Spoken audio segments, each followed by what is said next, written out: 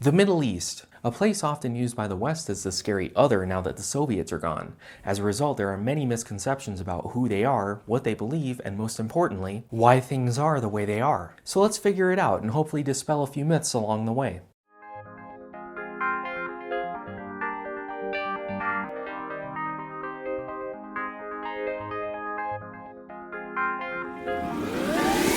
We have to begin the story somewhere. As is often the case with history, we're going to start with the Romans. It gets a little confusing and I'm going to skip over some stuff because this isn't a video about the Romans. In 330 AD, Constantine, the first Christian emperor, moved the capital of the Roman Empire away from Rome and to Byzantium. Byzantium had existed for almost 1,000 years at that point, and was an important trade center for both north-south and east-west, and still is. After his death in 337, they renamed the city Constantinople, and as the Western Roman Empire fell, the Eastern Roman Empire endured for another 1,000 years. But you probably don't know it as the Eastern Roman Empire. You probably know it as the Byzantine Empire. Hi, I'm Cogito, and over on my channel, I'm creating a series about the entire history of the Byzantine Empire, all 11 centuries. Watch as we cover the fascinating culture of the Byzantines, along with their politics and warfare.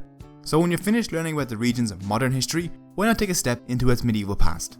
The Byzantine Empire lasted until 1453 when the Ottomans finally took Constantinople, and in an act of true originality, they named their empire the Ottoman Empire. The Ottomans taking over this important trade city and shutting the West out of the spice trade is what triggered the European powers to start sailing around Africa and eventually finding the New World. It's an important event is what I'm trying to say. Anyway, the Ottoman Empire took up most of what we call the Middle East, so that's where our story is going to begin.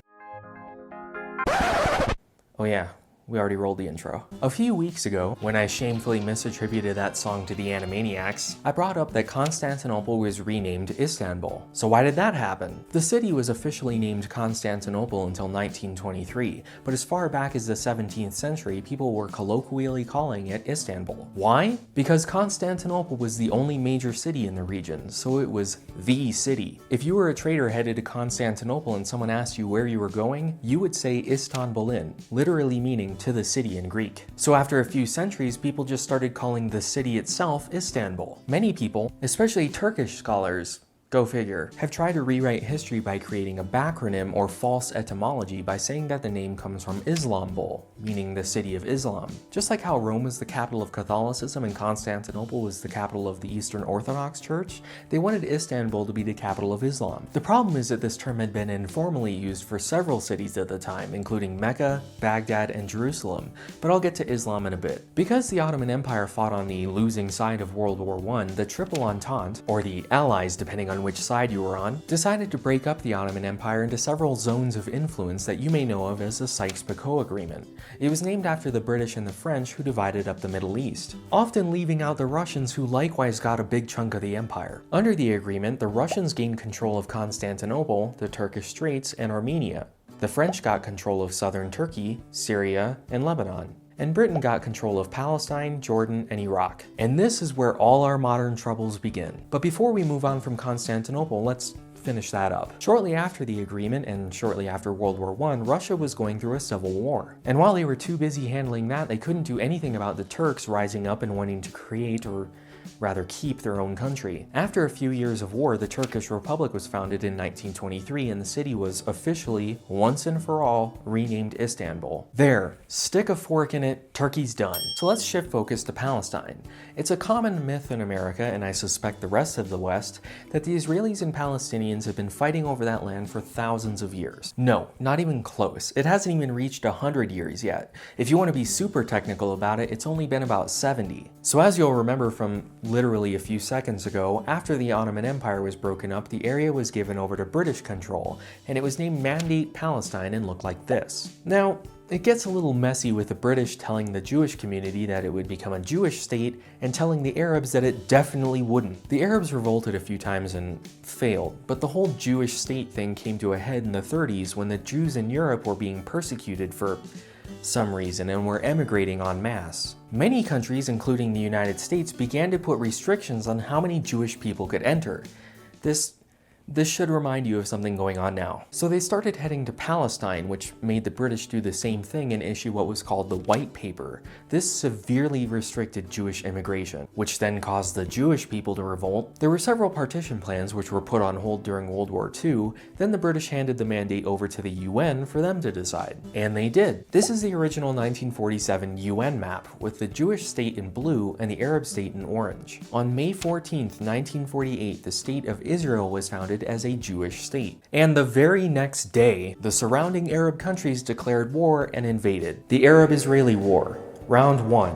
Israel versus Egypt, Lebanon, Syria, Jordan, and Iraq. The Arabs hoped to take control over the area and create Greater Syria, an idea which existed since the original Ottoman breakup to unite the entire area known as the Levant, which, by the way, is where ISIS gets its alternate name, ISIL. In 1949, an armistice was declared and the Arab countries agreed to these new borders. So they agreed that this was now Israel and the green areas would be Arab Palestine. But the Arab League decided to continue an economic war against Israel by completely boycotting it in 1948. None of these countries would trade with Israel. 3 of these countries eventually gave up the boycott for various reasons, but the rest still participate. They hoped that this would eventually weaken the country enough that it would fall apart, which obviously didn't work. I'm sure the next 70 years will be different. In 1956, Egypt closed the Suez Canal to Israeli shipping, which violated more than one international agreement. So the Israelis, British, and French all invaded the Sinai Peninsula. They withdrew their forces and gave control over to the UN, which lasted until 1967, when Arab-Israeli War,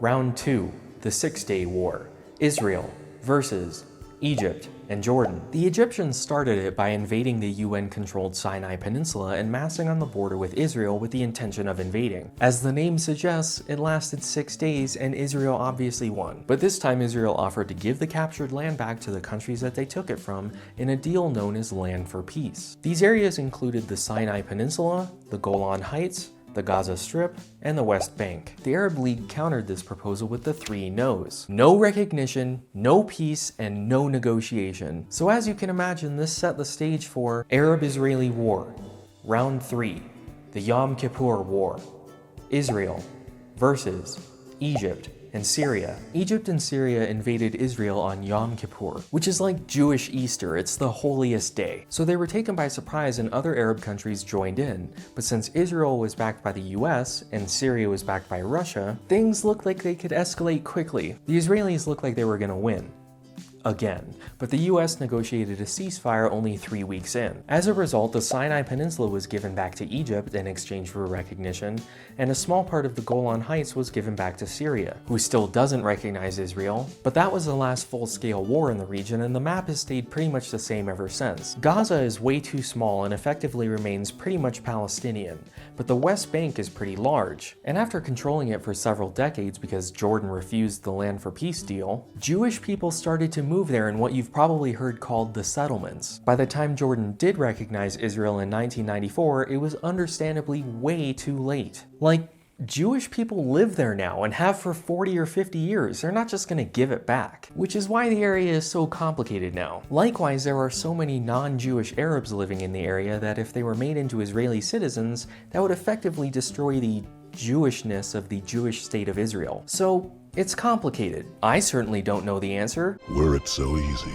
And neither do you. You may have noticed that I keep referring to the non-Jewish people as Arabs, not Muslims. Muslim is the religious term, someone who follows Islam, while Arab is the ethnic term for people who live in Arabia, which, by the way, while being the name of the area in general, is also the official name of this country. We only call it Saudi Arabia because that's the name of the ruling family. Another name for this country is the Kingdom of Saud. It's not unlike calling it Victorian England or Nazi Germany. The first word is just who's in power. If another family were to rule, we would change what we call that place. Anyway, Arabs. After the breakup of the Ottoman Empire, the Europeans, and particularly the British, just thought of them all as Arabs and didn't pay that much attention to the other divisions, particularly religion. There are Arab Muslims, Arab Christians, Arab Jews, Arab everything else, along with other ethnic groups like the Kurds. So this created a problem, especially when it came to Iraq. When drawing the borders of their mandated region, they didn't want the area to become too powerful, so they specifically drew the lines to keep any one country from having too much. First, they carved out Kuwait, which meant that Iraq no longer had a deep water port on the Persian Gulf, so it couldn't easily export its own oil. Conversely, Kuwait has very little in terms of natural resources. It does have oil, but not nearly as much as its neighbors. So Iraq and Kuwait were clearly meant to be at odds with each other, which eventually led to the Persian Gulf War in 1990, or Gulf War Part 1, which my dad was part of, which like World War I was only named that after Operation Iraqi Freedom, or Gulf War Part 2, which I was part of. I really hope that doesn't become a family tradition. Anyway, just to quell a myth real quick, the US doesn't get very much oil at all from the Middle East. Whether you're talking about Kuwait, Iraq, or Saudi Arabia, it's a dumb political myth that we're dependent on Middle Eastern oil. Depending on which year you look at, we get between 5 and 10% of our oil from there. Most of our oil is domestic, but when you look at foreign exporters to the US, it's Canada, Mexico, and Venezuela. And then Saudi Arabia is fourth. We could very easily just stop. Europe gets a lot of its oil from the Middle East though, that part's true. But anyway, back to Iraq. Iraq is a weird situation because it's designed to not have that much power. First with the Kuwait carve-out, and second with its religious divisions. To the north are the Kurds, who have long wanted to create their own state known as Kurdistan, which would encompass parts of Turkey, Syria, Iraq, and Iran. If you're wondering what the deal is with all of those countries that end in stan, that's the Persian version of land. So countries like Turkmenistan, Afghanistan, and Uzbekistan are land of the Turkmen, Afghans, and Uzbeks. Just like the Persian word for England is Anglistan. So the Kurds are an ethnic minority in northern Iraq who Saddam Hussein gassed in the largest chemical weapons attack against the civilian population in history in 1988 during the Iraq-Iran War, when we sided with him, but that's not important. So to anyone thinking that Saddam Hussein never had chemical weapons, he did, supplied by us.